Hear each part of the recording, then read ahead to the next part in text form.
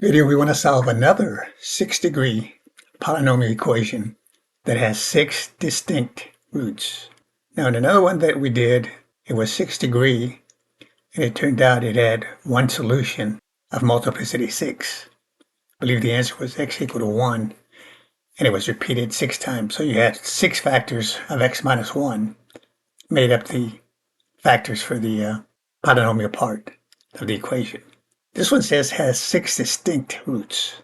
So from what we said in that video and what we should know from algebra, if we have a polynomial equation, or if we just have a polynomial, in this case 6-degree, it's in descending powers, there are some terms missing. If the coefficient of the lead term, in this case x to the 6, is 1, then if this polynomial has any zeros, which in our case will be solutions to this equation, each of those rational zeros, I should say, if it has any rational zeros, so that could be a fraction, 1/2, it could be a integer. It has to be, the numerator would have to be a factor of 36, and the denominator would have to be a factor of, in this case, 1. So any rational solutions we have, we expect them to be integers because any integer divided by 1 or minus 1 is still going to be an integer. So we take the coefficients.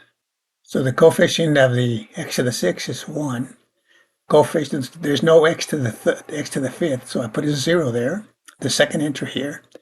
And then for the x to the 4th, I have the negative 12, and then I should have a term with an x cube. Doesn't appear, so that's another 0. Then we should have an x squared, the coefficient there is 23. Then I should have an x, it's missing, so that coefficient is 0. And then the constant term. And you can just do a trial and error and say, okay, I'm going to try all the integers and make up the factors of 36. I would try a 1, plug it in, or we're going to do it synthetically here. It's easier to calculate. Try a negative 1. Doesn't work. Then we try a 2. Okay. Procedure, we bring this one down. Go 2 times 1 is 2. 0 and 2 is 2. 2 times 2 is 4. Add here, we get a negative 8. 2 times minus 8 is a minus 16. 0 and minus 16 is still minus 16. 2 times a negative 16 is a negative 32. And 23 and a negative 32. This is a negative 32 here.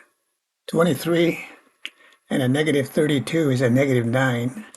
And then 2 times a negative 9 is a negative 18. 0 and negative 18 is negative 18. 2 times a negative 18 is a negative 36.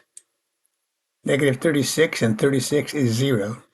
So if my last entry here is 0, which it is, then that tells me that 2 is a 0 of this polynomial equation. In other words, if I plug it in there for x, I get 0, which is what I want. So that's simply telling me that 2 is a solution. Now remember the last one we did, we had repeated solutions. Of course, here we know that they're distinct. So normally you would want to try 2 again, see if it works.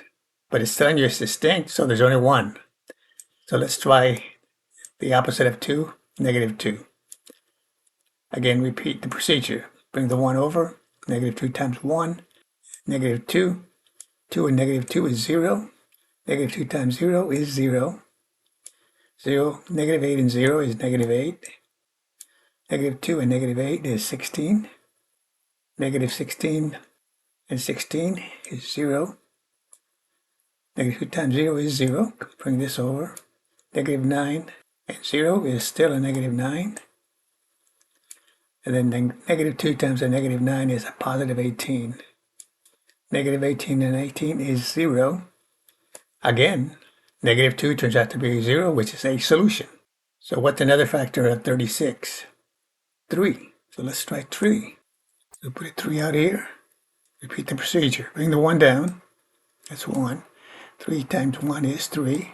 0 and 3 is 3. 3 times 3 is 9. Negative 8 and 9 is 1. 3 times 1 is 3. 0 and 3 is 3. 3 times 3 is 9. Minus 9 and 9 is 0. So 3 is also a 0. of this polynomial here. It just means a solution to this equation.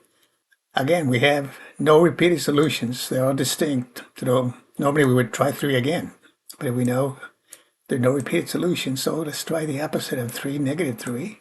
Same procedure. Bring the 1 down. Negative 3 times 1 is negative 3. 3 and negative 3 is 0. Negative 3 times 0 is 0. 1 and 0 is 1. Negative 3 times 1 is negative 3. Add it up and we get 0. Now we've got it to a quadratic, so we could actually keep going here. But now this, if you notice, every time we divide, it reduces it from x to the 6th. The next row would have a x to the 5th degree or 5th degree, and the next one would have 4th degree, 3rd degree, and then 2nd degree. So this is just reduces to x squared. So it's x squared, then we got a 0 there. The coefficient of the x term is 0, and then we have the constant. So we have plus 1. Okay, so what do we want to know? What are the zeros for this? Which means what is the solution to x squared plus 1 equal to 0? So let's solve it. That's x squared is equal to negative 1. Take the square root, plus or minus the square root of both sides here, and we get x will equal to plus or minus the square root of negative 1. But the square root of negative 1, that's your I, the imaginary unit. So this is plus or minus I. So we're solving here. So the solution will consist of these values. It'll be plus or minus 2, plus or minus 3, and plus or minus I. So this one does have 6 distinct solutions. 4 of them are real numbers, and 2 of them are imaginary numbers. So plus or minus 2, plus or minus 3, and plus or minus I. Those are the 6 distinct solutions for this equation. Thanks for watching.